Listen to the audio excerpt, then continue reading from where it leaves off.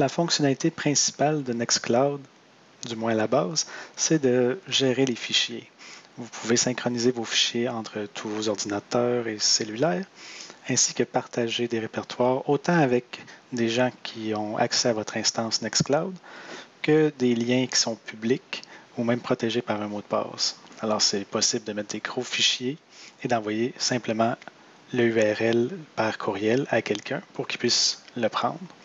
Alors, je vais vous montrer un peu comment ça fonctionne dans l'interface web. Ça va être dans l'application Fichier qui est en haut. Et puis, on peut voir déjà des répertoires et fichiers de base lorsque vous avez un nouvel utilisateur.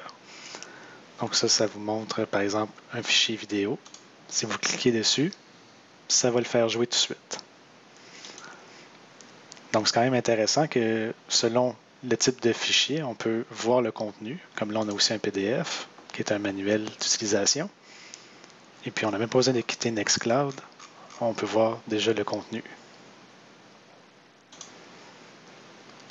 Si vous voulez effacer des fichiers, vous pouvez les sélectionner. Et ensuite, dans les actions, vous pouvez cliquer ici sur Supprimer. Les autres options seraient par exemple de télécharger ou de le déplacer. Mais ici, on va supprimer. Et voilà, ils sont tout enlevés. Si vous voulez voir les fichiers supprimés, vous allez en bas à gauche. Et puis vous les voyez ici. Vous pouvez les restaurer.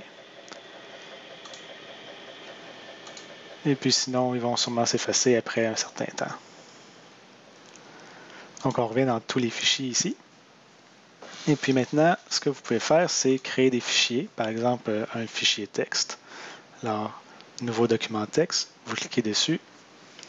Vous choisissez un nom, mon texte. Et vous voyez l'extension, ça va être MD pour Markdown. Mais vous pouvez aussi le changer pour TXT si vous voulez. Appuyez sur Entrée. Donc là, vous avez mon texte.txt.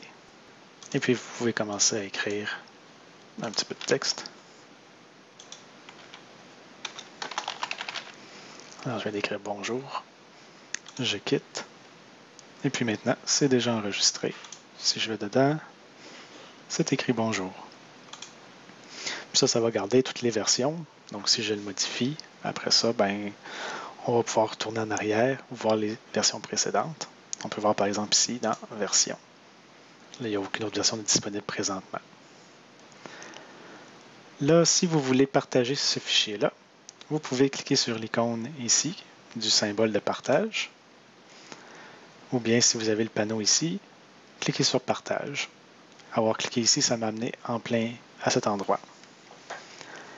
Là, ce que vous pouvez faire, c'est partager ce fichier-là avec d'autres personnes qui sont sur l'instance. Présentement, j'ai juste mon compte Simon et le compte admin.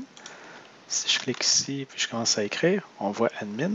Donc, si je clique dessus, ça l'a rajouté. Si je veux changer un peu de paramètres, je peux regarder ici. Là, par défaut, ça dit que administrateur, il peut modifier le contenu du fichier. Si je veux juste qu'il puisse le lire, je vais décocher ça. Aussi, autoriser le repartage, puisque admin peut voir le fichier. Dans ce temps-là, il pourrait aussi dire « je veux le partager avec quelqu'un d'autre ».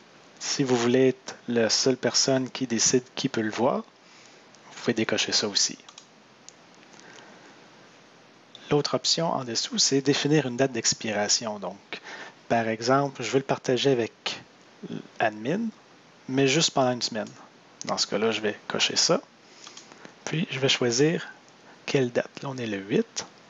Alors, je veux jusqu'au 15. Et puis, c'est tout. Avec ça, l'utilisateur admin ne pourra pas le voir après le 15 novembre.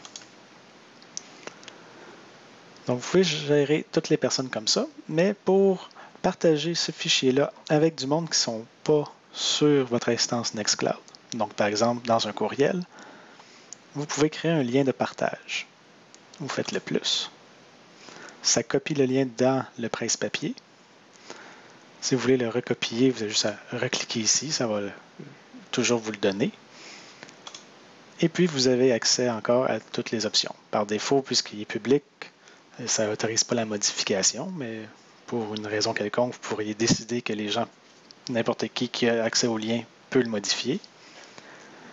Vous pouvez aussi le protéger avec un mot de passe, puisque c'est public. Vous pourriez dire le mot de passe par téléphone, alors que vous avez envoyé le lien par courriel. Vous pouvez encore définir aussi une date d'expiration et arrêter le partage si vous voulez. Donc, si on fait comme si on était un utilisateur qui reçoit le URL, pour ce faire, je vais aller dans une nouvelle fenêtre de navigation. Alors, si je vais sur l'instance de Nextcloud, ça me dit que je dois me connecter. Je n'ai pas de compte, alors tout va bien. Là, si je colle le URL, ça me donne un URL avec même pas le nom du fichier dedans. C'est vraiment des caractères au hasard. Là, si je vais dessus, on peut voir mon fichier de texte. Bonjour. On a le bouton pour le télécharger. Et on peut même partir une discussion sur ce fichier-là. Donc ça, c'est pour les fichiers. Un truc supplémentaire, quand on a un répertoire, si je mets sur Partage, c'est qu'on peut aussi, par exemple, créer un répertoire où est-ce que les gens vont pouvoir envoyer des fichiers dedans. Alors, je vais créer un nouveau dossier. Je vais l'appeler Drop. Je vais le partager. C'est un lien de partage. Le lien est copié dans le presse-papier. Et si je regarde les options, lecture seule, autoriser l'ajout et la modification. Si vous faites ça, en ce temps-là, ça veut dire que les gens vont voir les fichiers et vont pouvoir les modifier. Donc, ce n'est pas nécessairement ça que vous voulez. Vous pouvez choisir dépôt de fichiers, envoi uniquement. Donc, les gens qui vont aller sur ce URL vont toujours voir un répertoire vide et eux, ils peuvent mettre des fichiers. S'ils rafraîchissent la page, ils ne verront pas les anciens fichiers. Ça va toujours être une page avec un répertoire vide où est-ce qu'ils peuvent rajouter sans arrêt des fichiers. Ce qui est intéressant aussi, c'est que si deux personnes mettent le même nom de fichier, ben, il y en a un des deux qui vont être renommés avec un .1, .2 ou ben -1, mais il n'y aura pas de collision dans les noms. Alors, si on essaye ça, je vais retourner dans mon navigateur privé. Et puis là, voilà, envoyer des fichiers vers Drop.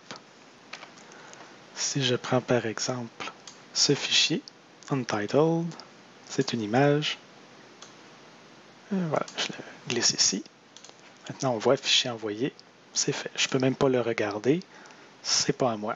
Si je rafraîchis la page avec F5, on ne le voit plus. Alors, je vais retourner là. Je vais l'uploader encore, donc le même nom de fichier. Si je rafraîchis, ça disparaît encore. Maintenant, en tant que l'utilisateur qui possède ce répertoire, si je vais à l'intérieur, là, je vois les deux fichiers qui ont été envoyés, je vois à quelle heure qui a été envoyé, puis, même s'il y avait le même nom, il y en a un qui a un parenthèse 2. Si je clique dessus, je peux voir le contenu.